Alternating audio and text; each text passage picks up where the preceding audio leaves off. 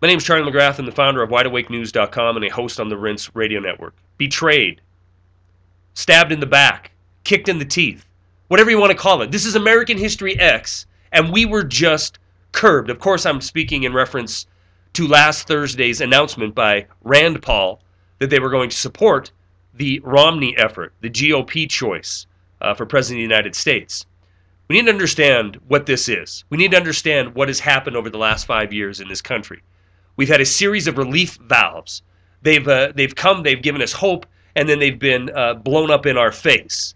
We need to understand and recognize this tactic so we do not fall for it again and realize that only real change comes from ourselves.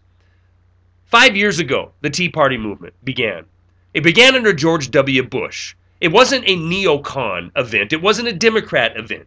It was people that were sick of out-of-control government, sick of this massive military expenditure, sick of illegal wars, sick of the corruption between Wall Street and Washington, D.C. We marched in the streets thinking that that was going to have an effect. We saw people such as Glenn Beck grab onto this movement, make it their very own in order so that they could become fabulously wealthy. We saw Michelle Bachmann grab onto it so she could use that energy and momentum to further her political career. And at the end of the day, it ended up being a far-right wing of the Republican Party. I'm not saying the principles of the people marching ended up there. I'm saying the movement itself. The lexicon of the word or phrase Tea Party is now shifted to the far-right wing of the Red Team. The Occupy Wall Street movement, it was barely a month old before the Blue Team tried to latch on to that and make it their very own. Even though they stepped away from it when they realized that these people had no intention of filing into the blue camp, the damage was already done. The page was already written. The stage was already set so we could have a 2012 showdown between the Red Team's Tea Party movement and the Blue Team's Occupy movement. Now, everybody else in the middle, everybody else that was sitting back saying, I'm not changing from my principles, I want sound money, I want an audit of the Federal Reserve, I want freedom, I want liberty, and I want to take my country back in the name of the constitutional republic that has been taken from us. These people, these millions of us across this country, just got kicked in the gut when Rand Paul came out and announced that they were going to back Mitt Romney. This is Washington politics. Rand Paul are Washington politicians. They have absolutely no intention of doing anything outside of the status quo of the GOP.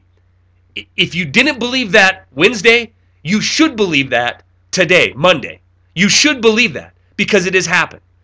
If you think for 1 second that any good can come out of backing Mitt Romney, if you think for 1 second that getting a plank in the platform that maybe we'll audit the Federal Reserve, maybe we'll come up with another Dodd-Frank bill, maybe we'll come up with another piece of financial legislation written by Goldman Sachs, and that will somehow return us to a constitutional republic, you are completely and utterly delusional. It isn't going to happen. If Rand Paul was a leader, they would have stood before those cameras and said, America, I do not care. I am not going to join the bandwagon of the Red Team. Follow me. Follow me to the gates of victory or to the gates of hell. Either way, follow me if you want a constitutional republic. That did not happen. The relief valve tactic has worked. Listen, Warren Pollack and I have been working on a lot of projects lately. One of them is Axioms. One of the axioms, which is a self-evident truth, is diametrically opposed politicians seem to find consensus in consistently betraying your best interest. This is exactly what we have seen.